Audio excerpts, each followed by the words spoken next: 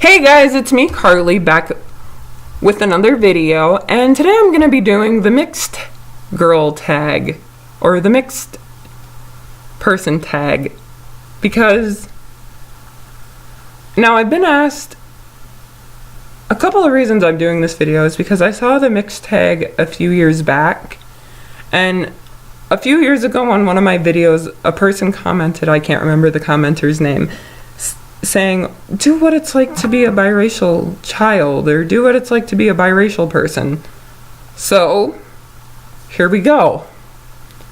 Now, some people, I've been asked, do you identify as black or do you identify as white? And to answer your question, I identify as a biracial woman. I am both. I identify as both black and white. I identify as biracial. But some biracial people identify as white. Others identify as black. But the public sees you, if you're tan enough, and you have, like, ethnic features like this, the public will normally see a biracial person as black. Like Zendaya, Yara Shahidi,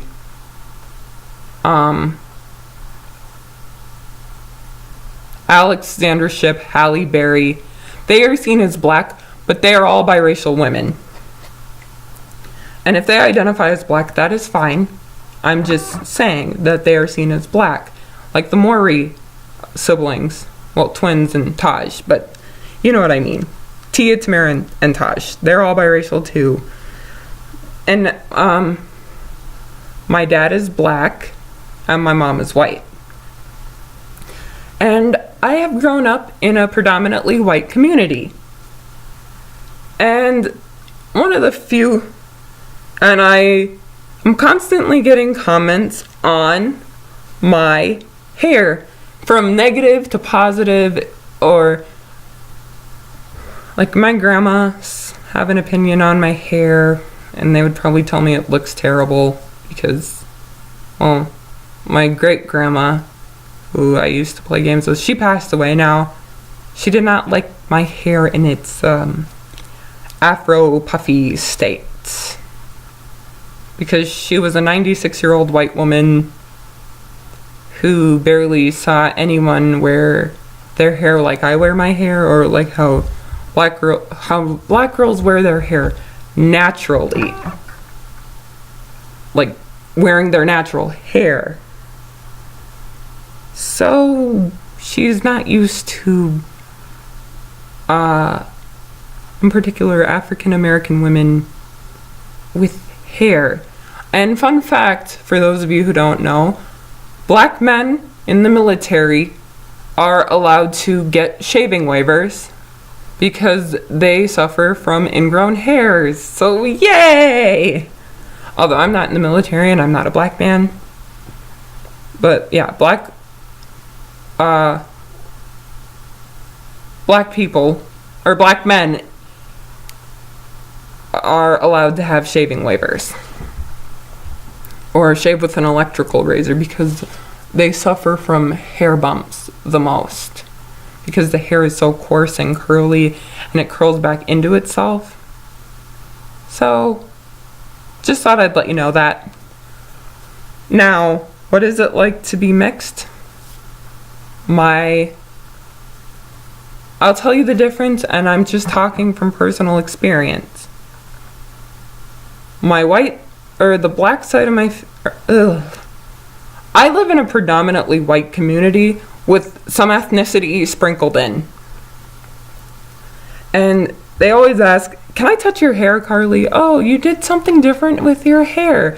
What happened to your dreads/braids? Okay, I would like to clear something up. Braids are 3-stranded, and they kind of look like a basket, like parts of a basket weaved together, but it's an incomplete basket. Dreadlocks are kind of, I don't really know how to describe dreadlocks, but they look like matted rope. That's the best way I can describe them. But braids, twists, and dreadlocks, they are not the same thing. And even I don't know all the names of the hairstyles that black women wear, because I live in a predominantly white community. But I would like to learn more about what black women wear, or the hairstyles in particular worn by black women.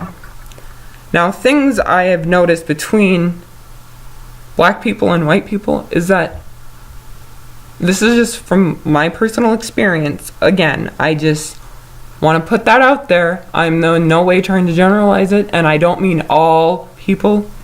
Is that black people, in particular, talk several decibels louder than white people I know. And I know some loud white people, and I know some quiet black people. But in particular, I've met black people, and they particularly talk louder. And my aunt told me that there was a study done, and that black people in particular talk louder, which isn't a bad thing. It's not a bad thing. It's just my observation. And white people talk quieter, which again is not a bad thing.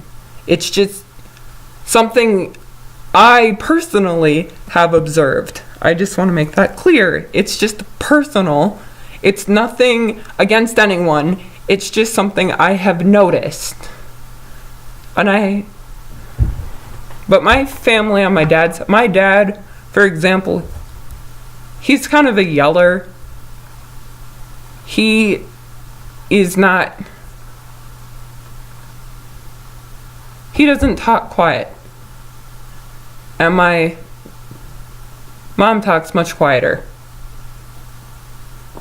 But yeah, so it's kind of interesting. Another thing I've noticed is that, again, not all, but black women in particular, I have noticed they spend more money on hair itself, like fake hair, like Marley hair, box braids, fake hair and hair products than I've seen white women. And I know there are Caucasian women that wear weaves, but I can honestly tell you, I have never met a Caucasian woman that have worn a weave. I've known them to wear extensions, but I have never actually met a Caucasian woman personally, my personal life, that have worn a weave. I have met several black women that have worn a weave. As a matter of fact, when I went to my half-brother's wedding last year, his wife and the bridesmaids, except for me, because I was natural and I didn't have enough hair in my head at the time to wear a weave, and well, I'd be scratching and itching, and weaves are itchy from what I've heard. They all wore a weave. Yeah. And they have wigs, they wear wigs, they wear fake hair. But I've also met some white women who wear fake hair, but I just have never met one who have worn a weave. So that's interesting. Let me know in the comments if you've met Caucasian women who have worn a weave. Another thing that biracial people, particularly biracial boys, get, I know this because not all of them, but I've known some biracial boys, like my mom's college friend's son and my brother, Lincoln, have gotten, "Oh, you look like the rapper Drake." Thank you. I mean, they like Drake, and I like Drake, but I'm not like, "Oh my gosh, Drake, oh, he's amazing." I like some of his songs, and I like collabs he does with people, but I don't always like all of his songs. He's okay, and he was on Degrassi. He's Jimmy on Degrassi. Anyway. But I just think it's like, you look like all black people. All black people look the same, or all biracial kids look the same, or all Asians or Indians and all the other ethnicities, all those people look the same, blah, blah, blah. Like, no, we're all different. We come in different skin tones. And I'm sad that Lil Kim felt the need to bleach her skin, because her complexion's gorgeous. Her natural complexion before she bleached her skin was absolutely beautiful. And now she didn't think it was enough, I guess, but she did what made her happy, and it's kind of sad. But anyway, what else? Oh, okay. Another reason did I mention the reasons I'm making this video? I'm making this video because of a request I got and because of the video. And I've also been in some arguments with people on the internet, like when I talk about whitewashing versus race bending. I talked about how, like, I was fine with race bending, like characters that have been race bent, the Wests on The Flash, Jimmy Olsen, who else? Perry White,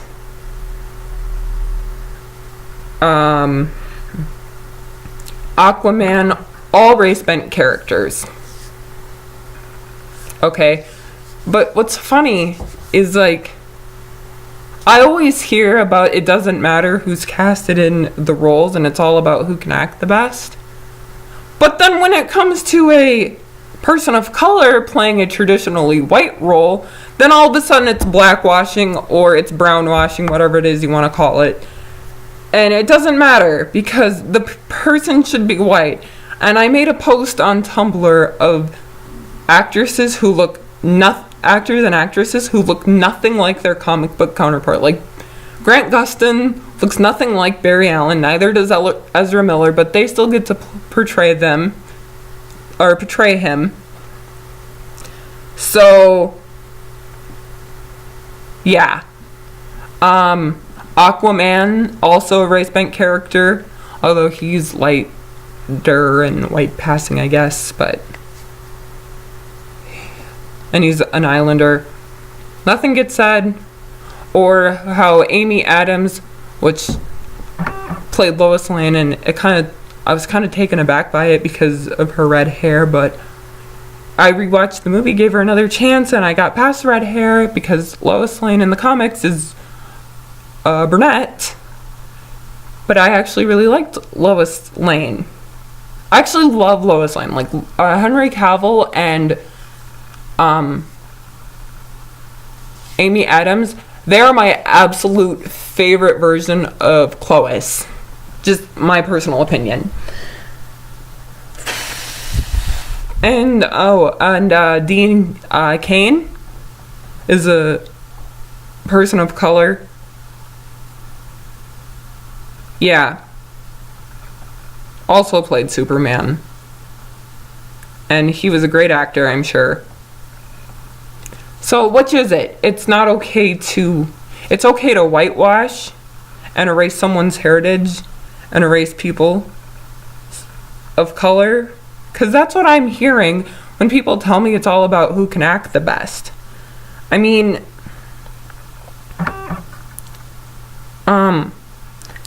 I've pointed out how Arrow has whitewashed all of their characters. Okay, well, not all of their characters, but they whitewashed a great deal of characters, like Sin Lance and White Canary, and Sandra and Connor Hawk. Their Blasianness was erased. Black/Asian was erased, but nothing gets said about that. But the minute they decide to race bend a character, then all hell breaks loose. And somebody was hoping they would race bend Roy, if they ever do a Green Arrow movie, into a Native American Indian, because he was raised by Native American Indians, so it would make sense to actually race bend him. I just hope they don't race bend him to a black character.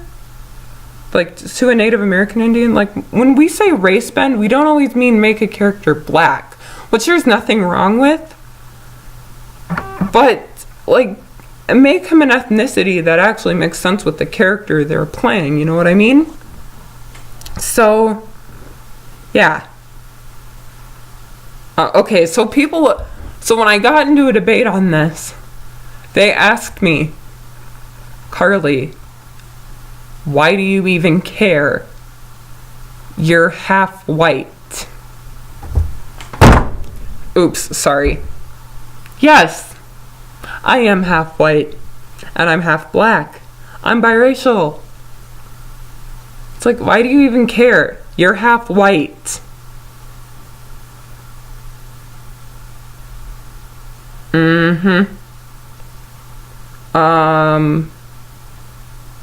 So is me being half white make me exempt from wanting to advocate for full-on people of color? Or I sound like a pissed off, angry black woman, I've been told. Or you shouldn't even stand up. You should be happy you're getting representation. Yes, I am thankful for the representation I get. But that doesn't mean that we can't. If I were a model or an actress, or say someone is famous, a famous person, I feel like the famous biracial people should recognize the kind of privilege they have and start advocating for their darker skin counterparts. Like, for example, I mentioned this on the internet too. People take Alicia Keys and India Ari. I only learned about her on Tumblr. And I think I might have heard of her a while back, and it's kind of sad. Alicia Keys, India Ari, same style of music, came out around the same time, but Alicia Keys is more popular just simply because she is a lighter skin tone, and India Ari is a dark skinned woman who, from when I listened to some of her songs, amazing music by the way, go check her out. India, like the country, Ari. Like, her music touches on texturism, colorism. It's like, I'm not the average girl in a video. And in the music video, she's standing by like lighter skinned girls in sexy outfits, and she's like in a crop tops and some sunflower jeans. Well, jeans with sunflowers on them. And she's singing like, I'm not the average girl in a video, because it's normally like girls my complexion or brown, but not like dark black.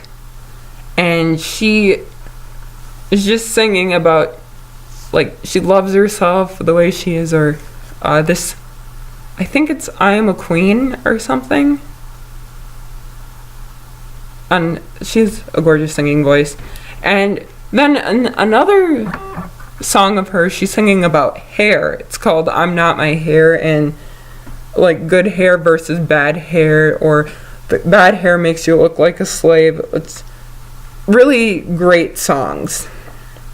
And she's singing about, like, we should do what makes us happy, but also embrace our natural hair, no matter how loose or tight our curls are, tight or loose our curls are. So I think that's interesting, because the black community, now I am in no way trying to speak over people in the black community. Well, I am in the black community, well, in half of it anyway, because I'm both. But they deal with things like texturism and like, oh, your hair is not straight enough, or oh, your hair is just the right amount of curly. It's like, we all have hair, it grows out of our head, and if your hair is healthy, then it's good hair. If you have healthy hair, it's great hair. So, and I don't see like the fight about hair in the white community as much, because, well, yeah, they just don't have as much hair, but curly hair is always wanting to be touched. Oh, in terms of how biracial people are represented in the media, I feel like biracial people are not always represented as biracial. I think Blackish does a great job of representing biracial people because Tracy Ellis Ross is a biracial woman. She's the daughter to Diana Ross. And Yara Shahidi is also mixed. And they always like make fun of Rainbow's white side because because she's mixed, and they like make fun of the fact that she's biracial, but it's all good and lighthearted. But then there's like an episode where Dre is like, in that episode, the store is selling dolls, and it's like strong women, but it's like all white dolls, and Rainbow is like, oh, where's I would like to see some black dolls. And then the black dolls they do sell are like slaves, and like they have 12 children, something stereotyped in the black community. Like they have a bunch of children. Well, at least my dad's side of the family has children, but anyway, it's like, well, maybe we want to be represented as princesses or lawyers, and like, where are the black dolls? Or, they also touched on colorism. And I haven't watched Grownish yet, and I want to. But they also touched on colorism and how the love interest to Zoe, which is Yara Shahidi's character's name, was color struck, meaning it's like, oh, you like black queens if they're Egyptian, but if they're from Nairobi, then you don't even give them a second look. So they touched on how her boyfriend was a colorist, and then Dre was like, I am not a colorist man. I happen to be dark skinned. And I'm like, yeah. But then you have people like Gilbert Arena or something ripping on Lupita for her dark skin, and he's like a shade away from being as dark as she is, because she was a little bit darker, but who cares? He's like almost the same complexion as her, and I'm just like, what? Or as I mentioned earlier, Alex Shipp, or did I mention this earlier? I can't remember. Alexandra Shipp gets to play Storm. And she was saying how she's been discriminated against by other black people for her skin tone, but that's colorism, as I think I mentioned earlier. But back to representation, I just feel like black or biracial kids are not represented as biracial kids. They're like represented as full-on black. And another show I think that does do a good job of representing someone as biracial and being played by a biracial actress would be The Fosters in, like Lena in The Foster, who has a black mom and a black dad, and like her black mom tells her, it's like, oh, you don't have anything to worry about, you're half white. And it's like, I mean, we get discriminated against too. Like, I think my brother had a 3rd grade teacher who didn't like him because, well, he was a little mixed boy, and I had a racist white great-grandpa who didn't like black people because, well, it was a different time, blah, blah, blah, blah, blah. And, he was not fond of my mom marrying a black man, but he changed, kind of. And he called my brother the N-word, but he passed away too. And then I've had stories told to me about how neither side wanted to have a mixed baby because they were scared that the black side and the white side wouldn't accept that child. That has not been my experience, but if that's been your experience, I'd like to know personal experiences in the comments below, because it's fun to share this story. And I'm having fun making this video. But yeah. Oh, another thing I've noticed about half black, or the black and the white community, is that black women wear hair ties to bed. I'm not one of those people.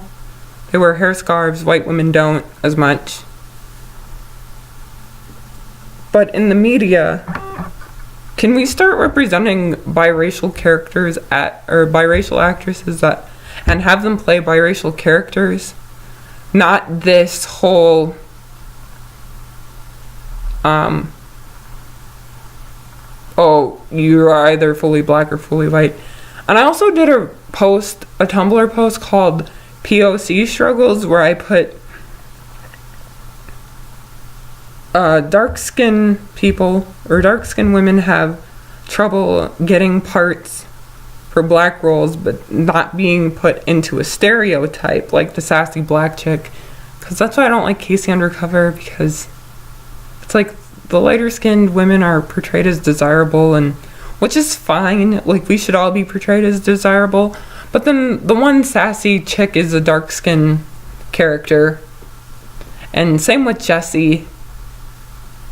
Oh, and one thing that I liked about, I would never have guessed Cameron Boyce is part black. But I'm really happy that in Descendants, Cameron's character Carlos is actually portrayed as mixed. So I was grateful for that, because he is part black. And oftentimes when you are white passing, or when you are when you're white passing but you're a person of color, the audience can't tell if you're a person of color, or at least some people can't. And so you're put into a white role, but you want to be portrayed as a person of color, but you're not. Well, you are, but you're white passing. Other times, it's like, if you're just the right shade of brown, but you have white in you, then you're pushed to be an all-black character. Or that character of color. But you really should be, in my opinion, you should be portrayed as mixed. So that's just something I thought about.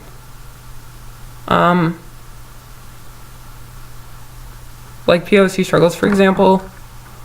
Oh my gosh. I can't believe how freaking pale I look in this video. And I have no special lighting.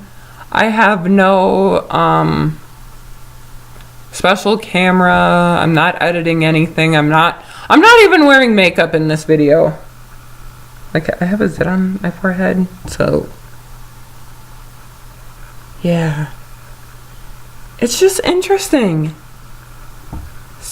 And I don't know if I've mentioned this, but I think Parenthood also does a good job of portraying what it's like to be a biracial child.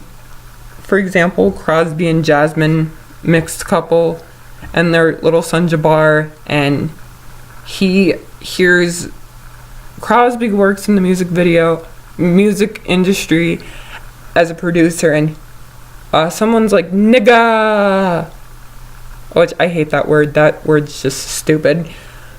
I mean, I don't like mind other people using it, but that word is just really, really stupid in my opinion. But nigga, and he asks Crosby what's a nigga, and because Crosby is white and Jasmine is black, he's like, well, you are able to discuss racial things with him because you are black, and you can probably explain racism a little bit better than I can, but I can do all these other things with him. So I think they did a good job on that. Back to the Fosters, how Lena's half-brother, who was fully white, calls Lena's mom, a black woman, the offensive N-word. And she's like, that doesn't just hurt one black person, that hurts all black people. And then it turns out later, like his father, he's dating a black woman. So more interracial couples. So it's like 3 interracial couples: Stephanie and Lena, Lena and her parent, or Lena's parents, and then Lena's half brother and his girlfriend. And I think, am I repeating? Let me know, because this video is like 30 minutes long. But anyway, I just want to leave on this note: biracial doesn't always mean half black, half white. That's what it typically means, but it can be half Mexican, half Asian, half black, half Mexican, or half Hispanic, half black, half and there are white Latinas. I know this because Alexis Bledel is a white Latina and Lana Parrilla is a brown Latina. Well, a person of color, but she's white passing enough to get white roles. But yeah, so this video is long. I hope you enjoyed this video. Like, share, and subscribe. Please leave constructive criticism. And have a good one.